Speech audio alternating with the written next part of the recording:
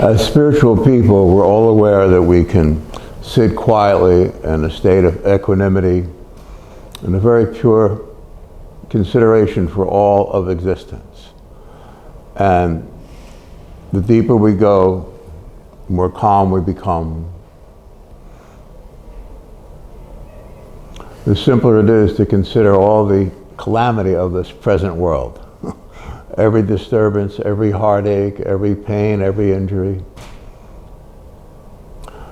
as caused by the material person's belief that the world is their life. As spiritual persons, we're aware that our soul's existence is 2,000% of what we are.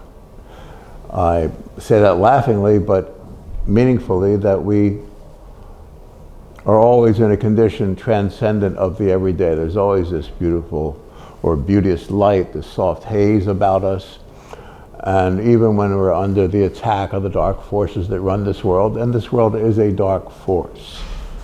Not to be upset about it, I say these words to spiritual people because we know to give it nothing, to be there quietly, not evaluatively, we'll get through anything and everything.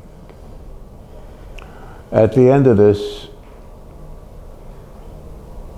we know our purpose, our true purpose for existence here as spiritual presences, because we live in a very calm, beautiful state within, is to overcome the dark force that causes all the pain, all the trauma, all the heartache in the whole world. We want to get rid of that forever. That's why we're here.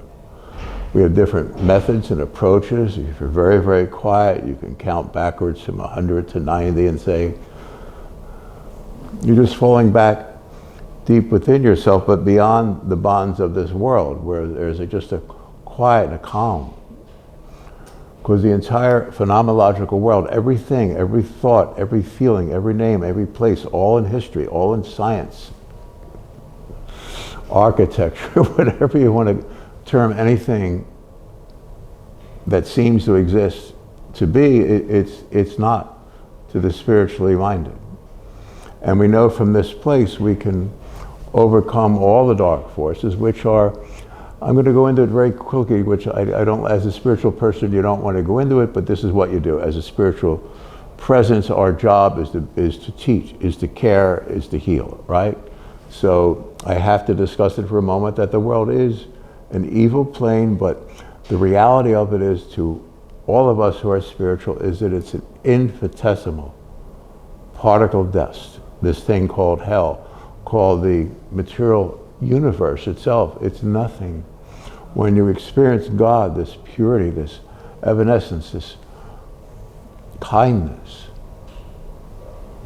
that the presence of God's beingness is, we're wrapped in all of that 24 hours a day, no matter what or where or who or how. Now the people around us do not have a clue, do they?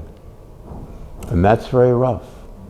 We're always fixing a problem between this person and that problem, and they don't know that it don't tell us the problem. We're just look quietly in our eyes and at our heart, and you'll do what's necessary. It'll come to you, you'll see, you'll let go, you'll keep stepping back from 100 to 90, at which point you'll step beyond the bonds of this world, beyond its existence.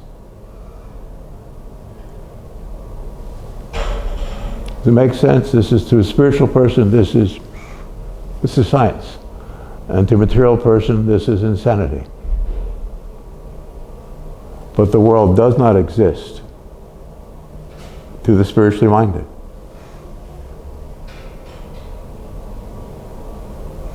And we experience more pain and trauma over it because we understand it, and we know we're not going to let go of it until every decent soul in the world is given whatever ticket they need to ride the peace train out of this calamity. And when you're that quiet, you can step back through history, time, circumstance. If you want to go back 4,000 years ago to the deserts of Samaria or whatever, and the old ancient holy people that lived in the desert, you can get very quiet and you'll step right back to, you'll be there. If I want to see my Tibetan buddies and my friend Frida Beatty, the abbess, I can step back there now, or I can see her now wherever she is and know her now, as I know you now, as you know me now. This is spoken, communicated to all of us who are spiritual.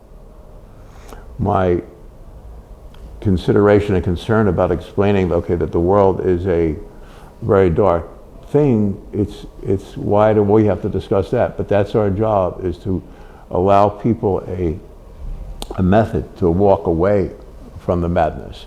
It has no power over you.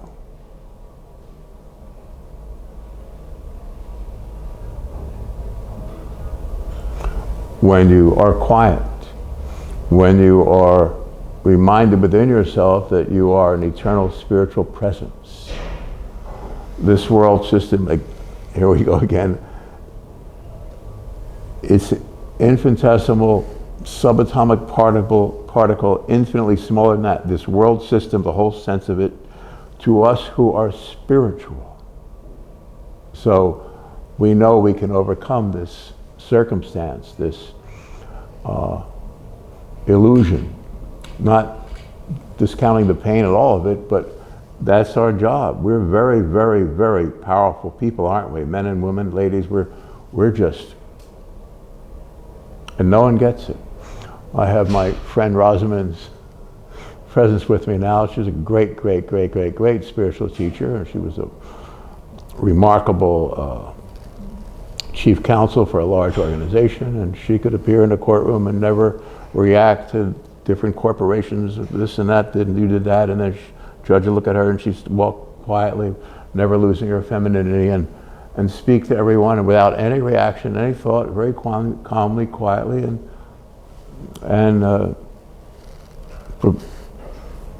give the point of view of her organization, right? Because she was practiced in this non-reacting to anything, thoughts, feelings, emotions.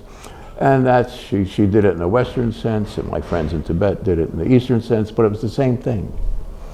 She just developed a very highly focused methodology, but the point is, if whoever it is, wherever we are, we don't need details about it, because when we get very quiet, it's not quiet like to focus on a game or this, and I have all kinds of buddies that do that, but the point is to do better at their batting practice or martial arts or whatever. And it's, but when you do this for the specific reason of overcoming the illusion of there being a material world, which again is a subatomic particle of essence of fabric of existence. When you feel God as God is, this disappears, dissipates in a moment, and you're in the Pure Land, as Tibetans call it, this quiet place, this pure place, this eternal place. The wise still call God. And it's you, isn't it you? All these thoughts of the world or theology or materiality, it's all gone. So you have the power within this life to walk away, to step back from. That's what all meditation is about, simply stepping away from the everyday meandering thoughts and circumstance, and there is the presence and power of God that you can overcome, heal, help, redirect, correct, bless, hold tightly to those you love and let them know it's going to be okay. A mother holding a child when there's a loud noise. And that's God, holding the child, holding the mother, holding you. There is a God, and the point of this is that concern you have is the presence of God. And if you've developed yourself spiritually, you'll actually feel God through you and about you and in you and around you, and you'll caress this world with love so tightly that it'll go up in a puff. That's our reason. That's why you care so deeply, love so fully, believe so completely, isn't it? It's your time. You will overcome the entire world. In other words, the materiality, it's all in perception. I mean, I was in India years ago, and there were certain monks, holy men, that they'd have their family and their friends or their other spiritual beings around them, lock them, build a little brick little house about them, or they'd live in there and they'd lock it up, and they'd just pass some food in there every couple of days and water, and they live there for the rest of their existence. Whether they're 60 and they're going to live to 80, or 20 and they're going to live to 40, doesn't matter. They're not material. There are people in the world that are this highly developed. And I know you're one of them, and I hope I am one of them. We know we can overcome everything. We talk about faith and, well, God will provide. Yes. But in such a deep, considerate, blessed sense. And you can't really discuss these things with people around you because you're helping them with their everyday life, and some get it and some don't, but you must know that you are here for that purpose. You're God, one part, you're one ray of God's light in the world, God's heart and soul. You're precious, you're kind, you're true, you're aware, you're intelligent, you're complete, there's nothing wrong with you. So all the chipping that comes at you, just like the holy man in the brick thin area in Tibet I was aware of a long time ago, and he's still there. Frida Betty, the nun, she's still here. My friend Rosamond, who passed in 2017, she's always here. She knew she'd never pass when we knew each other a long time ago. She married my buddy Peter from Vietnam, a Marine CIA guy, and I was minister at their pool, beautiful home. Just them, and they got a little string rather than diamonds and all that. His dad, they had the whole world, but they just wanted what was precious because they lived in this timeless place called heaven. And I want you to know you can live there now. You're not going to die. No one ever died.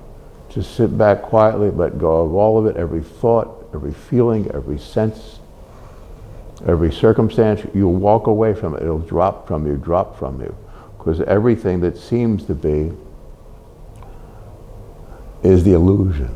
And not that it never was, but that it isn't. It's, if you're spiritual, these words mean a lot. You have to use a certain poetic sense to discuss anything. You need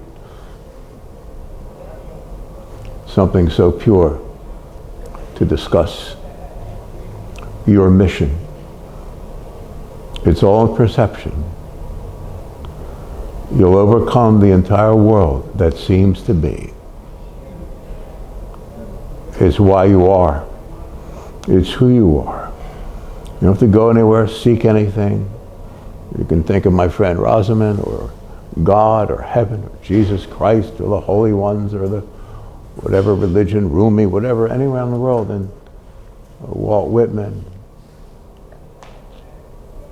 Emerson, Thoreau, these great ones from a couple hundred years ago. We'll read their writing, and it's resonant right now in this spiritual text of reality.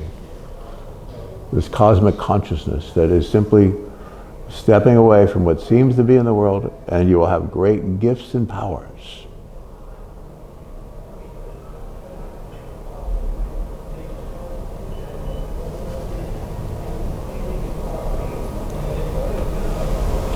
You are the quiet one.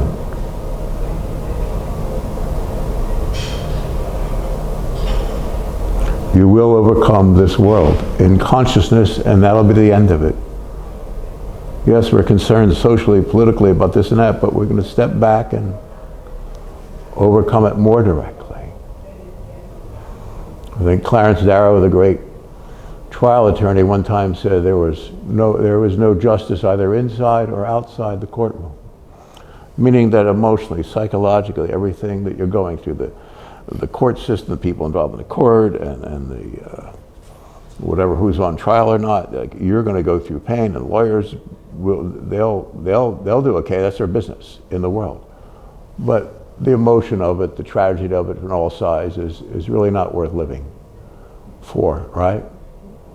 But beyond that, there is a place where there's always justice. And your human heart has determined that that's going to happen now on your watch. You will end the madness.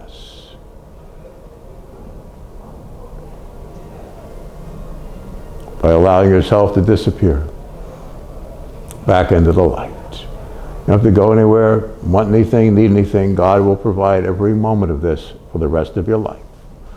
And you know this. You don't need to seek anything. It's given. It's your reason. God bless your holy orders. Amen. Thank you. Thank you, Mr. Sculptor.